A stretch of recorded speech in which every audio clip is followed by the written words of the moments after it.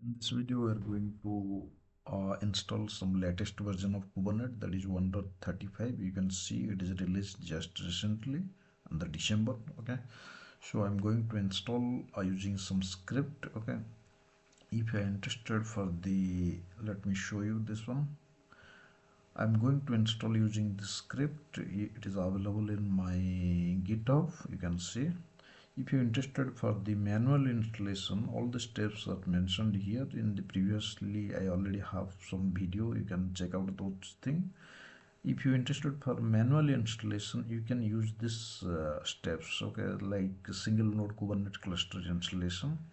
You can just put like the version of this Kubernetes like 1.35. Since I already used 1.32, so that's why you can just change this number only. Okay, here like in the repo you can check here like 1.32 is mentioned. You need to put 1.35. That's it. Okay, so I will not cover this part. I will basically use this script. Okay, because it will take less time.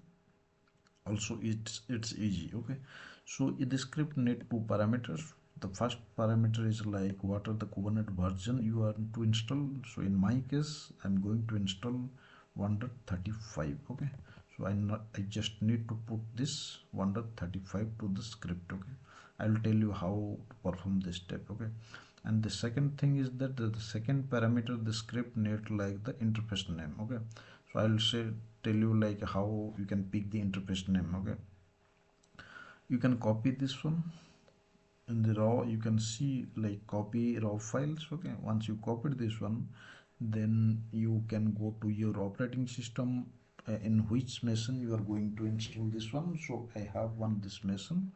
You can see I installed with the Ubuntu 25 and I have one IP address like one interface is there like S8. You can see ENP0S8 and I already assigned the IP address like 26. Okay, so I'm going to use this IP for the Kube API server initialization. So let me create one script.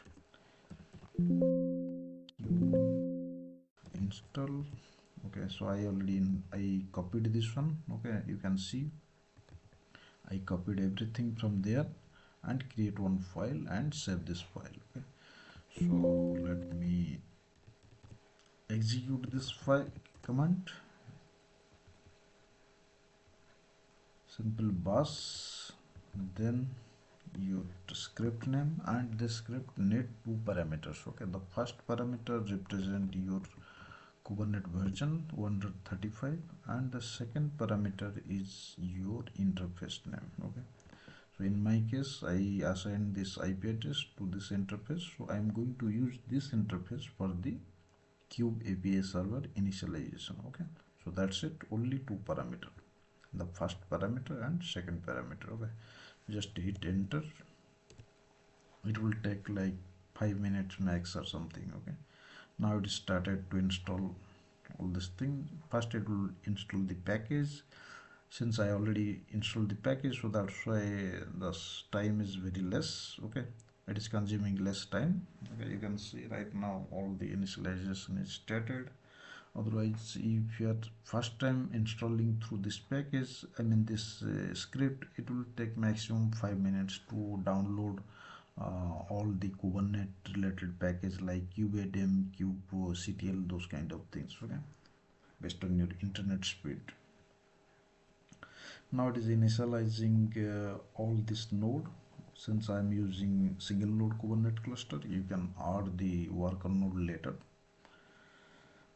All the steps I followed from this the single node Kubernetes installation procedure, all these steps are mentioned here only. Okay,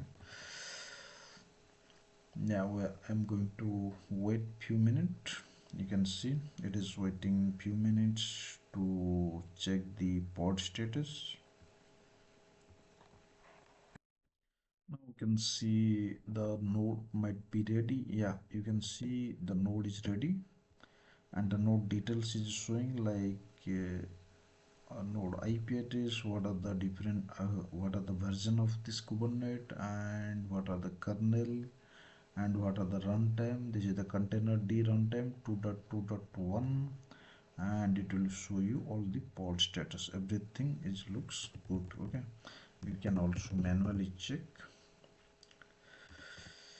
Okay, get node, you can check here like only one node is there and node status ready, control plane, and the version is 1.35. Okay, so if you interested to check the entire pod status, you can check here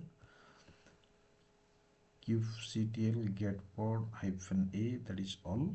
You can see like calico pods are there. Okay, everything is initialized because everything is written inside this script. Okay, this script I'll show you. I already covered this thing some of the previous video with a different Kubernetes version. You can follow this thing. Okay, so you can get some idea how internally the script works. Okay, yeah, so this is all about how to install 1.35 using the script. Okay, that's it. Thank you guys.